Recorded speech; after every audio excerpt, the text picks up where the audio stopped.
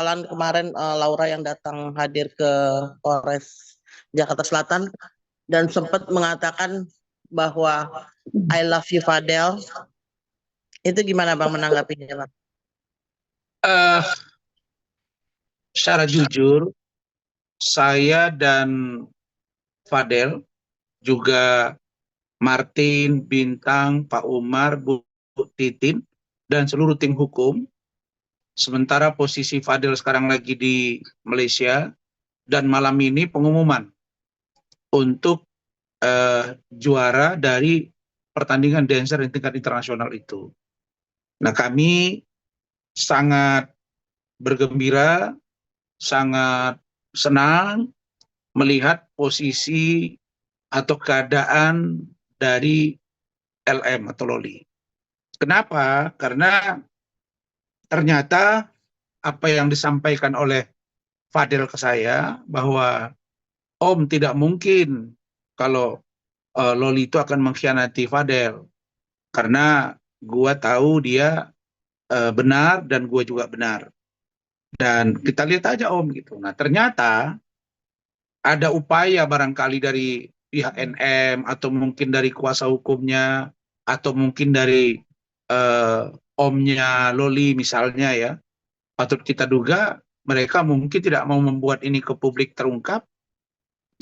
Ternyata ya wartawan sangat cermat, wartawan ternyata bisa mengintai dan atau mendapat informasi yang menurut saya sehingga bisa langsung head to head dengan Loli. Walaupun Loli pada waktu itu buru-buru masuk ke dalam mobil. Jadi ada dua yang meyakini kami bahwa itu adalah keterangan setelah Loli diperiksa. Pertama, Loli ditanya oleh wartawan di kantor Polres Jakarta Selatan. Yang kedua, mobil yang digunakan Loli adalah mobil polisi. Jadi dua ini kami meyakini keterangan dari Loli, pengakuan dari Loli adalah pengakuan terbaru. Kemudian yang membuat kami berbahagia lagi, Loli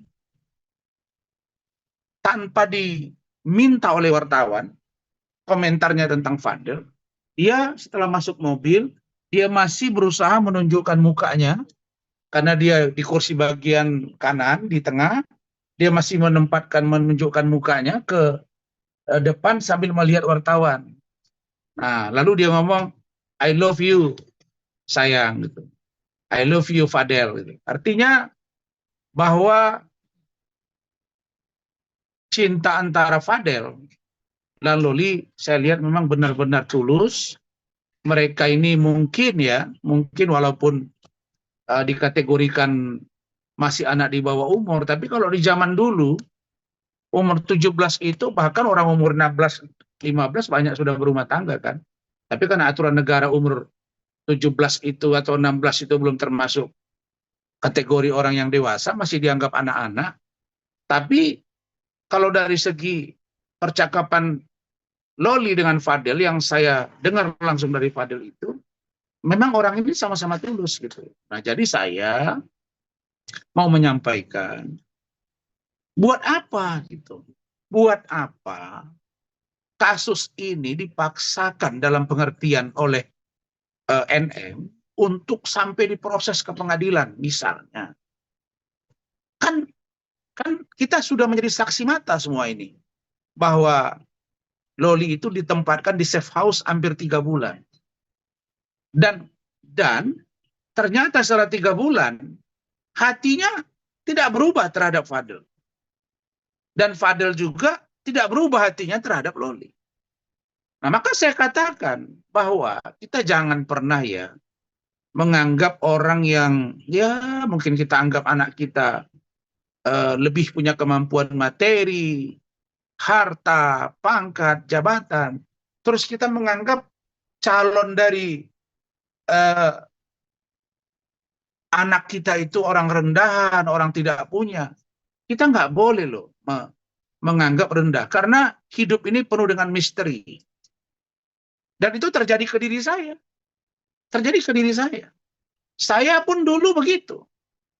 Waktu saya melamar istri saya, Eli, itu saya direndah-rendahkan, dihina-hinakan.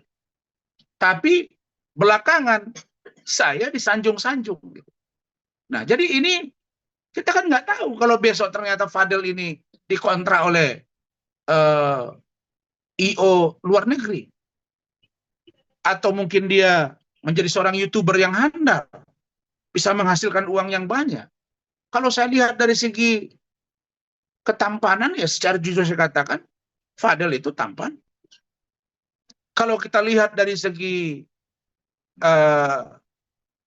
Loli, ya saya kira sepadan lah buat seorang Fadel. Tanpa kita menganggap bahwa kata-kata saya ini sebagai upaya untuk memaksakan diri. Bukan. Saya hanya ingin menyentuh hati nurani dari NM. Menyentuh hati nurani dari omnya Loli. Menyentuh hati nurani dari adiknya NM. Menyentuh hati nurani dari pengacaranya. Jodoh anak saya nanti semuanya baik. Itulah harapan saya. Jadi kalau menurut pandangan saya ingin sentuh hati dari seorang NM. Kalau sudah begini posisi dari Loli, 3 bulan di safe house, habis diperiksa masih mengucapkan cinta kepada Fadel. Fadel pun mengatakan begitu.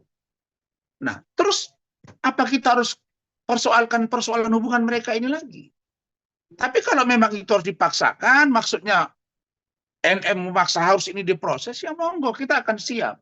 Tapi ingat, penyidik jangan coba-coba paksakan kalau alat bukti tidak kuat. Saya katakan, untuk bisa dihentikan, memang seyogianya naik sidik dulu. Baru dihentikan. Jadi jangan dianggap naik sidik bentar lagi jadi tersangka. Apalagi tadi saya lihat ada statement dari live-nya NM yang mengatakan minggu depan akan dipanggil. Itu kan proses hukum, harus memeriksa A, B, C, dan D, dan lain-lain. Terus dia bilang, oh itu kan keterangan Loli membuktikan bahwa mereka ada hubungan. Lah, memang dari awal Loli bilang dia memang pacaran sama Fadel.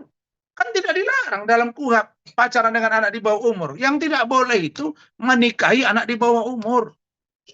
Meniduri anak di bawah umur. Kalau anak di bawah umur pun kalau dia sudah dianggap dewasa, bisa minta izin ke kantor urusan agama. Untuk bisa diberi dispensasi mereka menikah. Banyak yang terjadi seperti itu. Jadi ini semuanya adalah gambaran nyata bahwa Loli dan Fadel hatinya benar-benar satu. Dan menurut saya, justru kalau ini dibelah dalam pengertian dipisahkan mereka, saya khawatir salah satu di antara mereka mungkin akan sangat tidak siap menerima ini, dan bisa jadi terjadi seperti orang yang dipaksa putus hubungan gitu. Karena dalam pikiran saya, ya mohon maaf ini, begitu umur 18 tahun, seandainya pun ada masalah hukum di antara mereka, saya yakin mereka akan pergi lari. Nggak akan bisa dihambat ini. Kenapa? Karena ini pikiran-pikiran yang muncul dari kedua belah pihak. Saya bicara ini sebagai seorang akademisi juga. Saya dosen sampai hari ini. Ya, di samping saya sebagai seorang lawyer, saya melihat dari perspektif ilmu jiwa perkembangan, psikologi antara Fadel dan Loli berat untuk dipisahkan. Kalau menurut saya, support saja sudah mereka ini. Kalau Anda anggap LM itu Fadel itu orang susah, ya bantu, kasih usahanya. Kalau memang Anda anggap dia tidak berpendidikan, ya sudah, arahkan mereka ke dunia pendidikan. Tapi kalau ini saling buka aib, saya kira kurang elok. Itu aib yang saya maksudkan adalah itu tadi saya informasikan kepada teman-teman, saya sudah komunikasi dengan Kementerian PPA, 3 orang dari pejabat di Kementerian PPA sudah memberikan keterangan di Polres Jakarta Selatan.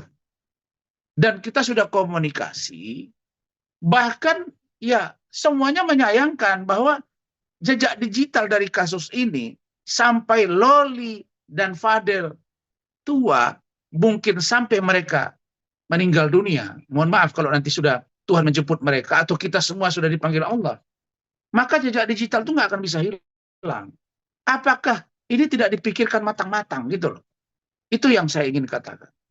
Jadi saya menjelaskan ini secara runut, kami berkeyakinan bahwa keterangan Loli kemarin amat sangat membuka tabir bahwa satu, cinta mereka amat kuat. Yang kedua, bahwa dia dalam hal ini Loli tidak memberatkan keterangan atau tuduhan yang dialamatkan kepada Fadel dan juga Loli. Begitu.